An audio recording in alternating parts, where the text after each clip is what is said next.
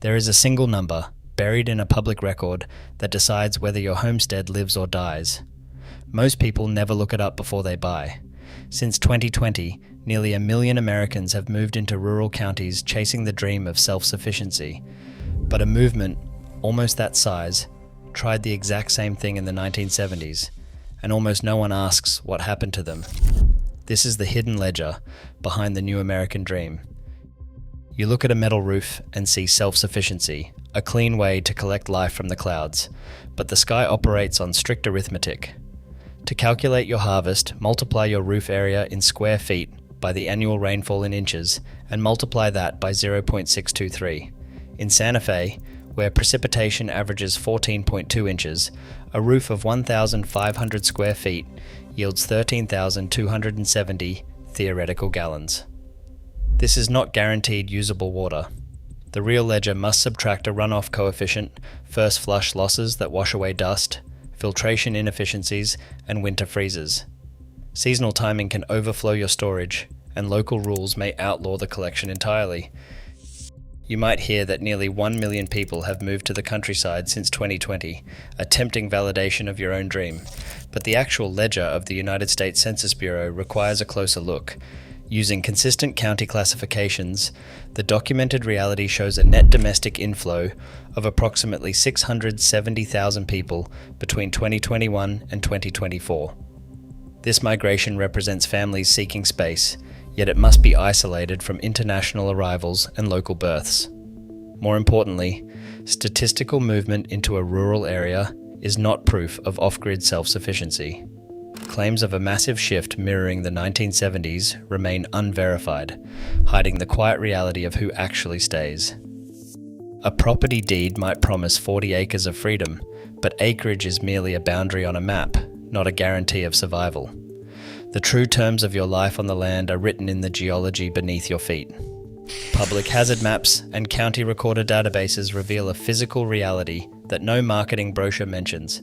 If a parcel consists of steep rocky slopes, your usable flat ground shrinks to a fraction of the total area, limiting where you can build a home, plant crops, or keep animals.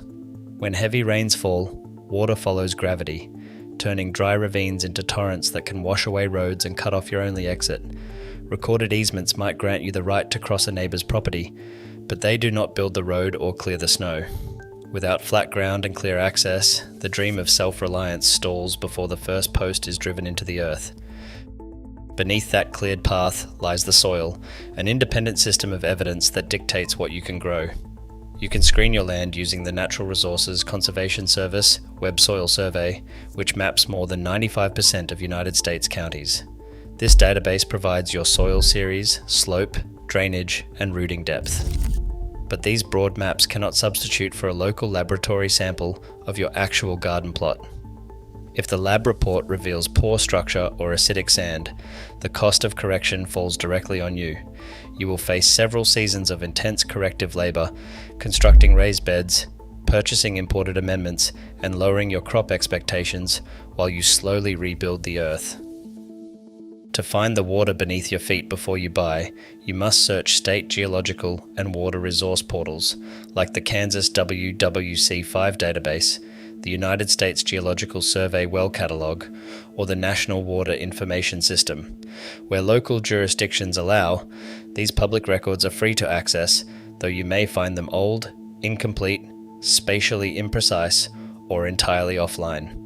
When you do find the well completion record, it reveals the physical structure, the depth of the shaft, the steel casing, the screen, the pump construction details, and the precise physical location. Among these entries is one specific measurement that dictates your daily life, the reported yield, measured in gallons per minute. This rate is not a guarantee of clean water quality, stored tank volume, or seasonal reliability, nor does it represent your pump capacity or household demand. It is simply a historical snapshot of flow, a number we will return to later when the dry season tests the limits of the land. When winter arrives, the silent solar ledger changes. You might calculate your average daily household load at 10 kilowatt hours, but the Department of Energy P5 watts model reveals that December sunlight drops your generation to a fraction of summer peak.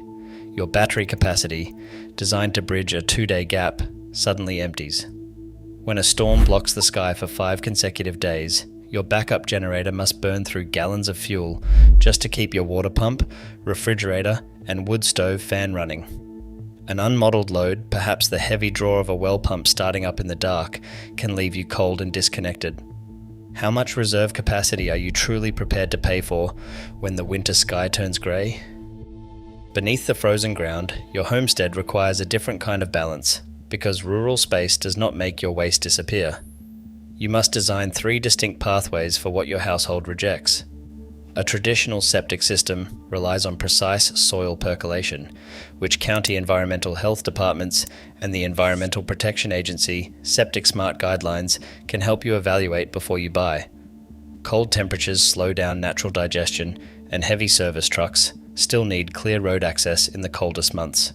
If you choose composting toilets or separate grey water reuse, you face daily, hands-on management. Even common trash requires a weekly commitment of fuel and hours to haul your own waste to the nearest county landfill. You plant seeds with the hope of self-reliance, but a garden operates on a strict ledger of daily physical labour. Growing tomatoes requires constant soil fertility management and hours of preservation using guidelines from the University of Georgia National Center for Home Food Preservation. A basket of summer produce demands months of effort before it ever reaches your pantry. Raising chickens for eggs introduces a continuous cycle of purchasing commercial feed, repairing shelters, and carrying warm water to frozen coops in January. If you keep a dairy cow, your schedule is no longer your own.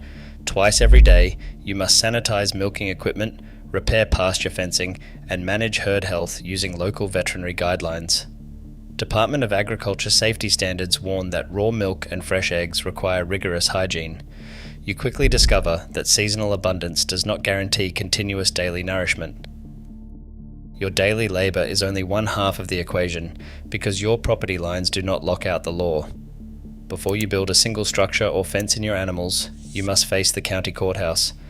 Local zoning codes dictate where you can build, the minimum square footage of your home, and how many animals you can keep on your acreage. A seller may promise total freedom, but only dated. Written confirmation from the county planning department holds legal weight.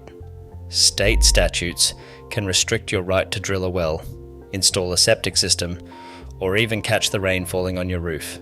Without official permits, your dream remains an unbuildable plot on a map. There is a quieter, more deliberate way to build this life. You can design for success by choosing a smaller, thoroughly documented property that already holds a permitted structure, allowing you to build in careful phases. True, financial resilience relies on separating your initial capital outlays from the recurring costs of taxes, fuel, and equipment maintenance. Instead of trusting idealized online budgets, you must gather real, dated estimates for permit fees, contractor rates, and equipment replacement schedules.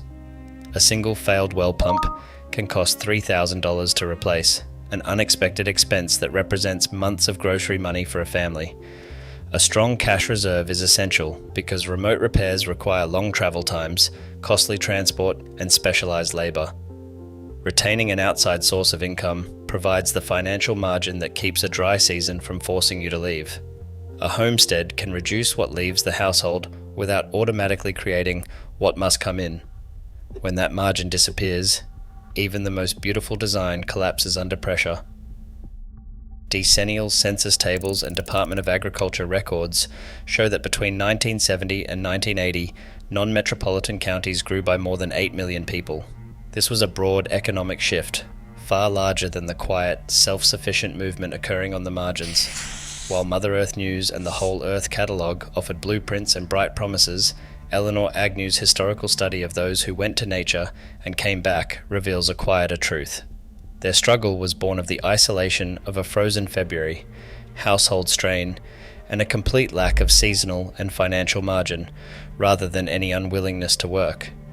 If you were planning your own move today, what is the one modern comfort you believe you could never give up?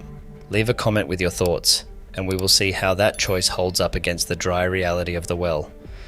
The true gap between generations is our modern information environment and the precise measurement systems we now use to map the physical ledger of the land. You search the Kansas Geological Survey water well completion database, moving through the online WWC5 query portal to locate your specific township. The historical record for this parcel lists a yield of insert numeric yield gallons per minute, but you must pair this older completion report with a current water quality test. That historical flow rate is merely a temporary screening point, not a permanent guarantee. When you look at the reality of this document, ask yourself whether reliable water or more acreage matters more. Many buyers assume a larger parcel solves their problems, but extra acreage can never compensate for missing water, unsuitable growing ground, failed infrastructure, legal barriers, or an inadequate financial margin. In this moment, your dream arrives on terms set entirely by geology, weather, law, labour, and money. Next, we will examine the pre-purchase paper trail of one specific county to see how these hidden traps unfold before the sale. Subscribe for the next investigation. The land keeps its own ledger. Today, the pull of the open horizon remains as powerful as ever. Yet true self-reliance is not found by escaping the physical realities of the earth, but by accepting them. Your dream does not have to fail, but it must be built on the soil beneath your feet, not the promise in your head.